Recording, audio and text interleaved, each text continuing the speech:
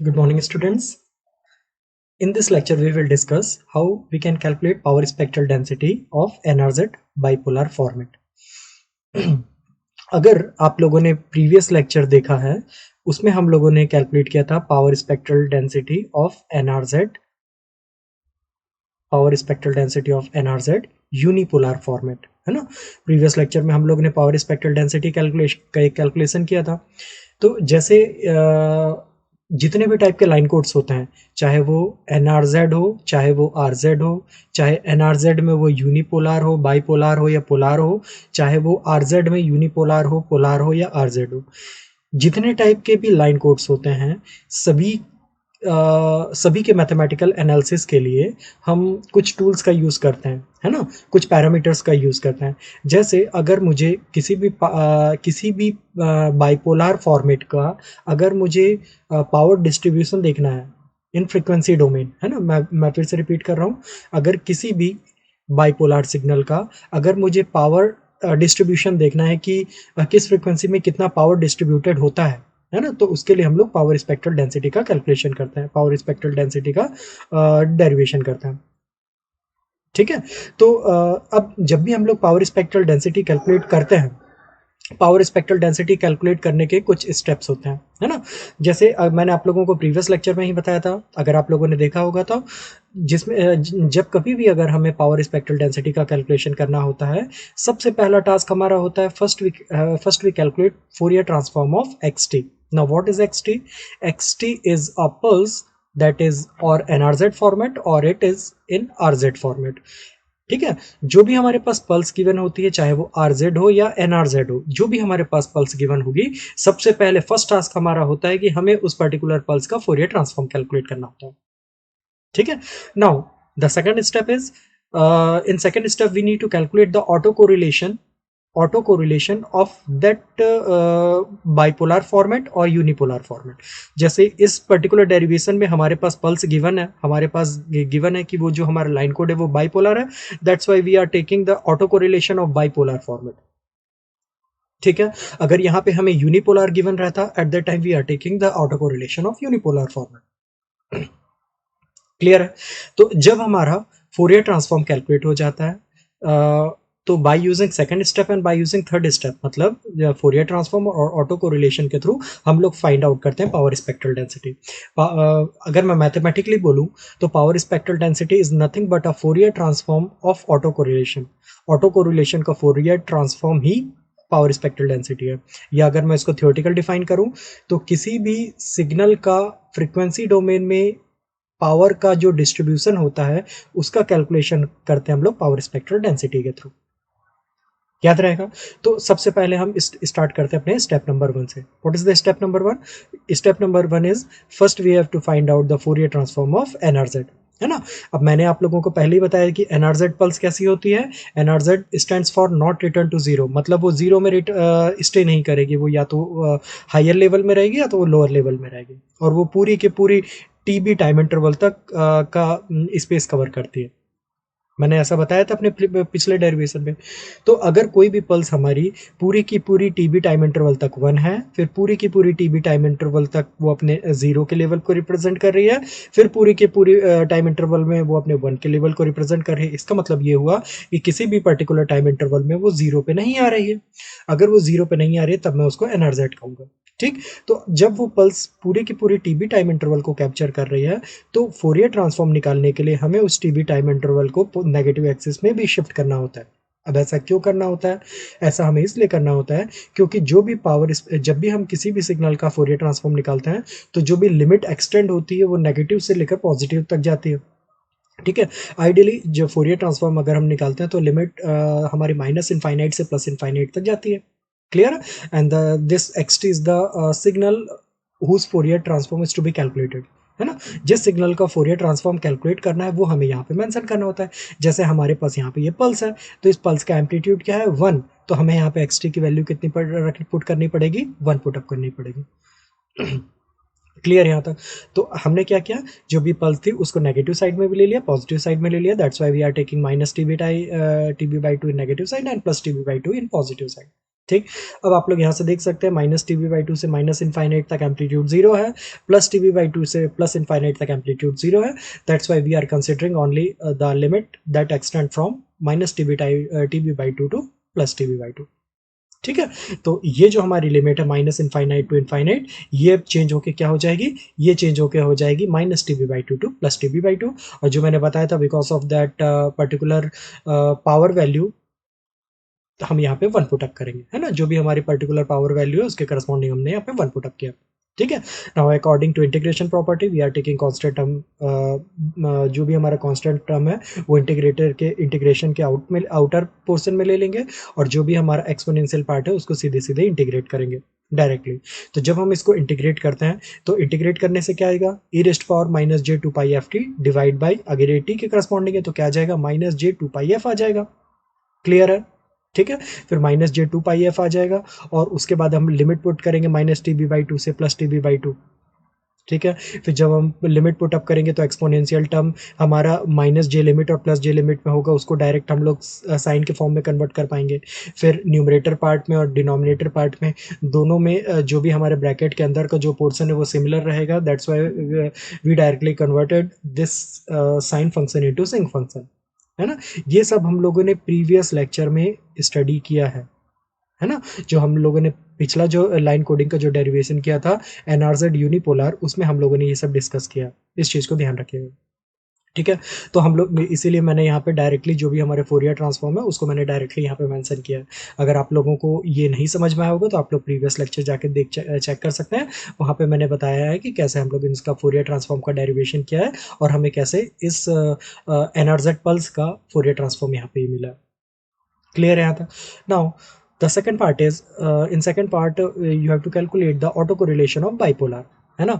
अच्छा, मैंने आप लोगों को बताया था बेटा कि जो लाइन कोड्स होते हैं वो तीन टाइप के होते हैं। First one is the unipolar, second one is the polar, then the third one is the bipolar. I repeat, जो भी हमारे लाइन कोड्स होते हैं वो तीन टाइप के होते हैं, एक होता है यूनिपोलर, एक होता है बाइपोलर और एक होता है पोलर। अब तीनों के अंदर दो दो कैटेगरीज होते हैं, एनआरजेड और आरजेड, है ना। तो इसको बाइपोलर आरजेड भी हो सकता है, बाइपोलर एनआरजेड भी हो सकता है, यूनिपोलर आरजेड भी हो सकता है, यूनिपोलर एनआरजेड भी हो सकता है, पोलर आरजेड भी हो सकता है, पोलर एनआरजेड भी हो सकता है। क्लियर है। जब यूनिपोलर की बात करते हैं तो उसमें सिर्फ एक ही एम्पलीट्यूड लाई करता है। जब हम लोग पोलर की बात करते हैं तो पोलर में दो एम्पलीट्यूड्स लाई करते हैं, है ना, positive as well as negative. लेकिन जब हम लोग बाईपोलर की बात करते हैं बेटा, तो बाईपोलर में हमारे पास तीन एम्पलीट्यूड्स लाई करते हैं, zero, positive and negative. Zero की कोई पोलैरिटी नहीं होती, लेकिन फिर भी आप लोग ध्यान रखिएगा कि जब हम लोग एनआर बाईपोलर पल्स की बात करते हैं तो बाईपोलर के तीन एम्पलीट्यूड्स होते हैं, जीरो भी होता है, प्लस भी होता है, माइनस भी होता है। ध्यान रहेगा, जब हम जीरो सेंड करते हैं तो जीरो सेंड करने पे उसका एम्पलीट्यूड जीरो होता है। जब हम वन सेंड करते हैं तो फर्स्ट वन में अगर मेरा एम्पलीट्यूड पॉजिटिव है तो नेक्स्ट वन में हमारा एम्पलीट्यूड नेगेटिव हो जाएगा। उसके बाद नेक्स्ट वन में हमारा एम्पलीट्यूड फिर पॉजिटिव हो जाएगा, नेक्स्ट वन में फिर हमारा एम्पलीट्यूड फिर से नेगेटिव हो जाएगा। बात समझ में आई। मतलब कॉन्जिक्यूटिव वंस में हमारा जो एम्पलीट्यूड है पॉजिटिव और नेगेटिव में शिफ्ट होते जाता है, लेकिन अगर हम जीरो सेंड करते हैं तो जीरो सेंड करने पर हमारा जो भी पल्स का जो एम्पलीट्यूड होता है वो जीरो में ही लाई करता है। ये हमारा होता है बाईपोलर पल्स में। ध्यान रहेगा। तो हमें यहाँ पे कितने एम्पलीट्यूड्स मिल गए, हमें यहाँ पे तीन अलग अलग एम्पलीट्यूड्स मिल गए, zero, positive and negative. Clear है यहाँ तक आप लोगों को।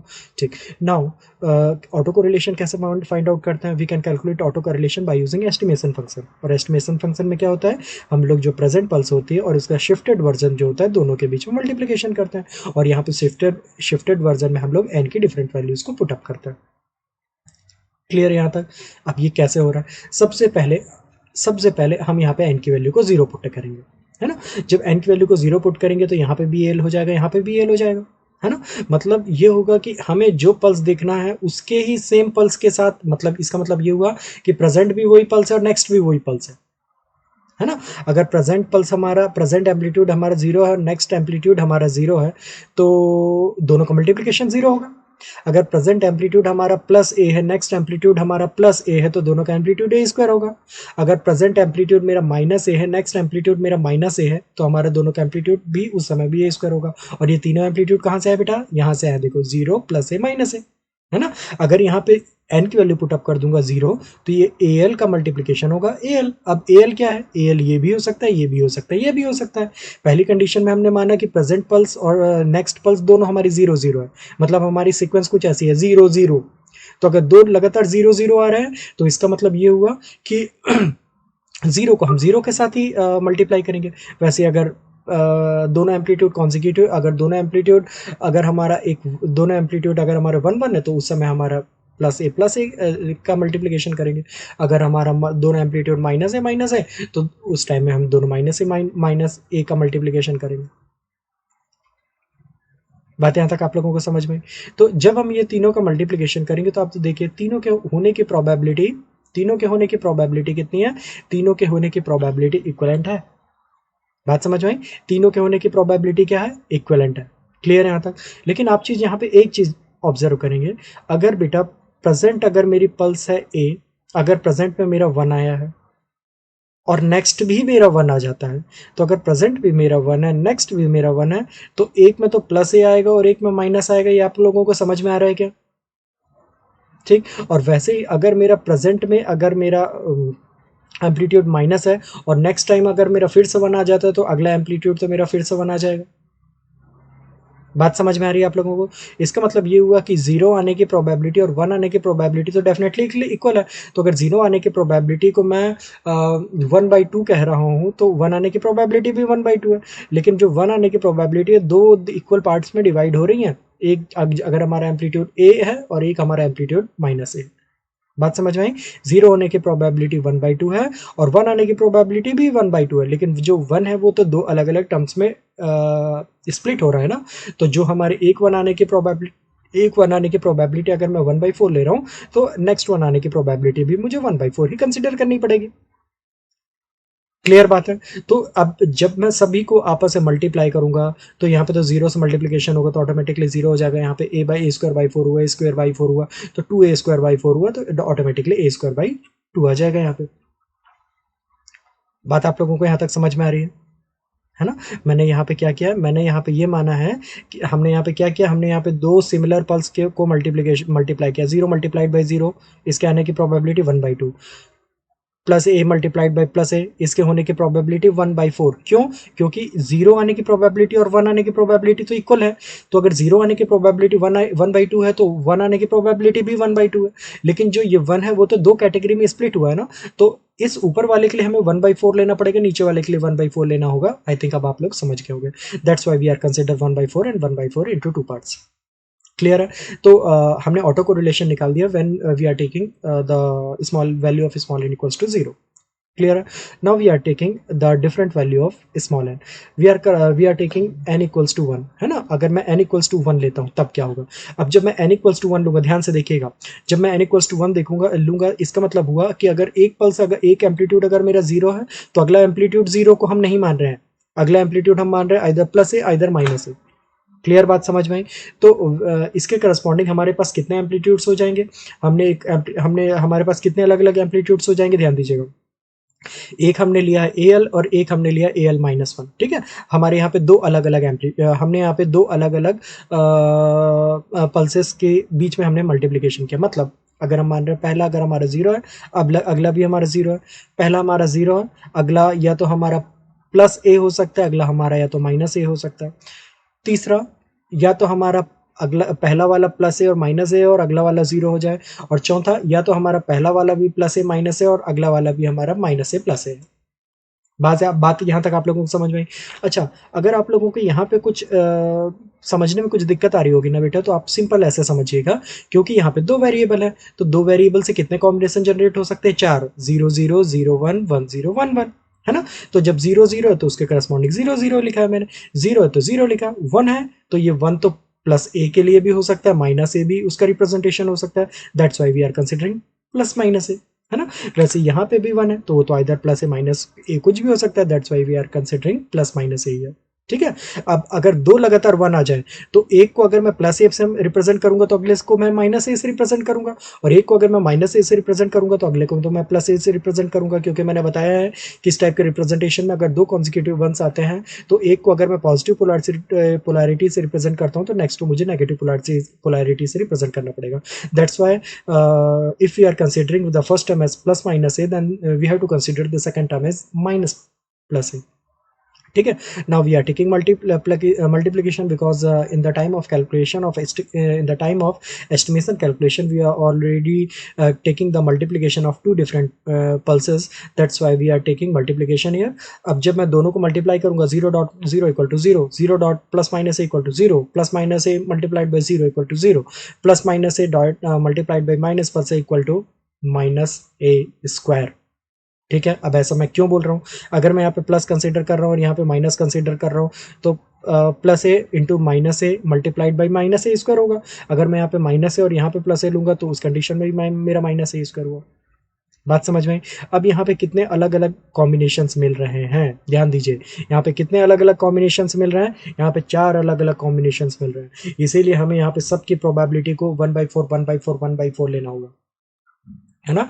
पिछले टर्म में हमने पिछले टर्म में हमने दो पार्ट में 3 पार्ट में क्यों स्प्लिट किया था, क्योंकि हमारे पास वहाँ पे 3 ही टर्म थे, एक था 0, एक था प्लस ए, एक था माइनस ए, और उसमें भी प्लस ए और माइनस ए तो 1 की प्रोबेबिलिटी थी। दैट्स वाई वो 1 का पार्ट था, तो इसलिए 1 की जो प्रोबेबिलिटी थी उसी को हम 2 पार्ट में वहाँ पे हमें स्प्लिट करना होता था।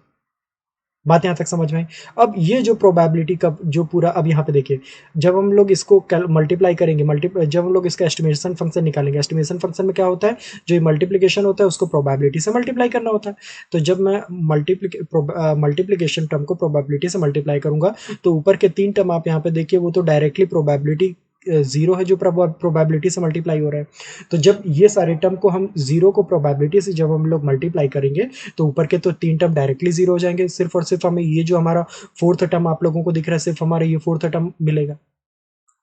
बात समझ में आई? तो इसीलिए जब मैंने इसको आगे और सॉल्व किया तो आप देखेंगे कि ऊपर के तीनों टर्म हमारे कैंसिल आउट हो गए, 0 हो गए, ओनली जो हमारा 4th टर्म है वो हमें मिल रहा है यहाँ पे। ठीक।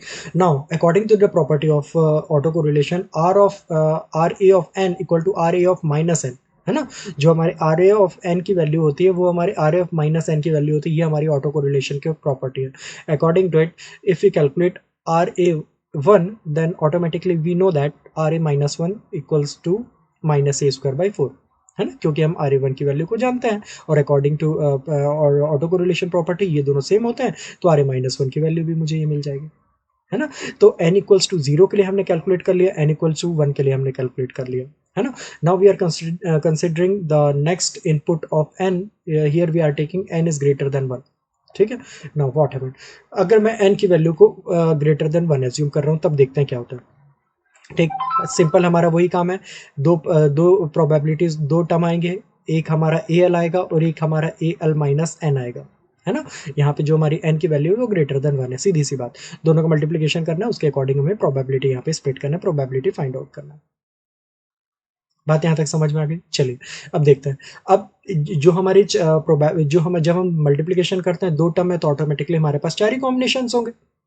क्लियर बात? कौन से 4 कॉम्बिनेशन होंगे? हमारे पास पहला कॉम्बिनेशन होगा 0 0, नेक्स्ट कॉम्बिनेशन 0 1, थर्ड कॉम्बिनेशन हमारा 1 0 और द फोर्थ कॉम्बिनेशन हमारा 1 1 होगा। बात यहाँ तक आप लोगों को समझ में?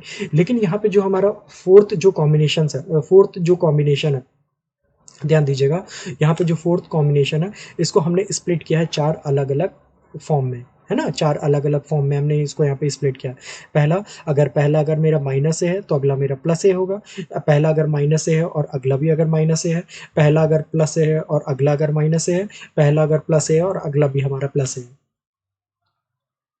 बात समझ में आई? ये हमारी 4 अलग अलग पॉसिबिलिटीज हुई। ठीक है। तो इसके अकॉर्डिंग जब मैं इनका आपस में मल्टीप्लिकेशन करूंगा, इस टर्म का इस टर्म से मल्टीप्लाई करूंगा तो हमें इतने सारे मल्टीप्लिकेशंस मिलेंगे डिफरेंट टाइप के। ठीक, जब इतने सारे मल्टीप्लिकेशंस हो गए, अब यहाँ पे आप देखिएगा ये और ये हमारे पास ओवरऑल तो हमारे पास 2 वेरिएबल्स है तो 4 ही कॉम्बिनेशन हो गए, तो सबके होने की प्रोबेबिलिटी इक्वल होगी, दैट्स व्हाई सभी की प्रोबेबिलिटी हम 1/4 1/4 1/4 लेंगे। लेकिन जो लास्ट वाली जो प्रोबेबिलिटी थी, जो हमने 1/4 ली, जो 1 1 के केस में था, उसको हमने 4 डिफरेंट वैल्यूज पुट अप करके उसको गेन किया है। तो अगर एक की ओवरऑल प्रोबेबिलिटी अगर 1/4 थी, तो एक की प्रोबेबिलिटी तो हमारी 1/16 1/16 1/16 1/16 होगी। तभी तो जब सबको हम लोग ऐड करेंगे तभी हमारे पास ओवरऑल प्रोबेबिलिटी की वैल्यू हमारे पास 1/4 मिलेगी। ठीक है, तो जितना भी हम लोग ओवरऑल कैलकुलेशन कर रहे हैं बेटा, जितना भी हम लोग समझ रहे हैं अभी तक का कैलकुलेशन, सबसे इंपॉर्टेंट यही मल्टीप्लिकेशन टेबल है, यही एस्टिमेशन फंक्शन है। अगर आप लोग इस एस्टिमेशन फंक्शन को इजीली समझ पाएंगे तो इस डेरिवेशन को करने में कोई दिक्कत नहीं होगी। यही प्रोबेबिलिटी कैलकुलेशन सबसे इंपॉर्टेंट होता है। ठीक है, तो अब क्या, सीधे सीधे प्रोबेबिलिटी को मल्टीप्लिकेशन से मल्टीप्लाई कर दिया तो हमें ऑटो कोरिलेशन की वैल्यू 0 मिल गई। इसका मतलब ये हुआ कि ऑटो कोरिलेशन सिर्फ दो ही कंडीशन पे एग्जिस्ट कर रहा है, एक when we are taking n equals to 0 and another case when we are taking n equals to 1, है ना। तो सिर्फ दो ही केस में हमारा वन लाई कर रहा है। अब जो भी हमारा पावर स्पेक्ट्रल डेंसिटी का जो आइडियल रिलेशन होता है उसमें हम लोगों ने फोरियर ट्रांसफॉर्म की वैल्यू एज वेल एज जो भी हमारा ऑटो कोरिलेशन की वैल्यू है दोनों को हमने फीड कर दिया। क्लियर है, दोनों को हम लोगों ने फीड किया और उसके बाद हम उसको सॉल्व किए, दोनों को फीड किया और उसको हमने यहाँ पे सॉल्व किया। आप यहाँ पे इसका मैथमेटिकल रिप्रेजेंटेशन देख सकते हैं। यहाँ पे a² by 2 को हमने कॉमन निकाल लिया, ब्रैकेट में आया 1 minus cos 2 pi F T. अब ये जो हमारा 1 माइनस कॉस 2 थीटा के फॉर्म में, according to mathematical relationship we can directly write 1 minus cos 2 theta equals to 2 sine square theta, है ना। तो क्योंकि यहाँ पे अब क्योंकि यहाँ पे हमारा थीटा की जगह हमारा एफ टी बी लिखा है, पाई एफ टी बी लिखा है, that's why we are taking pi F T B here. ठीक है, तो ये जो हमारा लास्ट टर्म है बेटा, ये रिप्रेजेंट करता है ऑटो को रिले, ये रिप्रेजेंट करता है power spectral density of NRZ bipolar signal. ठीक है, तो ये चीज ध्यान रखिएगा। तो जैसे हम लोगों ने स्टार्टिंग की जो डेरिवेशन किया है, इसके ऐसे ही डिफरेंट टाइप के लाइन कोड्स के डेरिवेशन और भी हो सकते हैं और भी पॉसिबल है। ठीक है, okay, thank you so much. इसको एक बार अच्छे से आप लोग ट्राई करके देखिएगा। Thank you so much.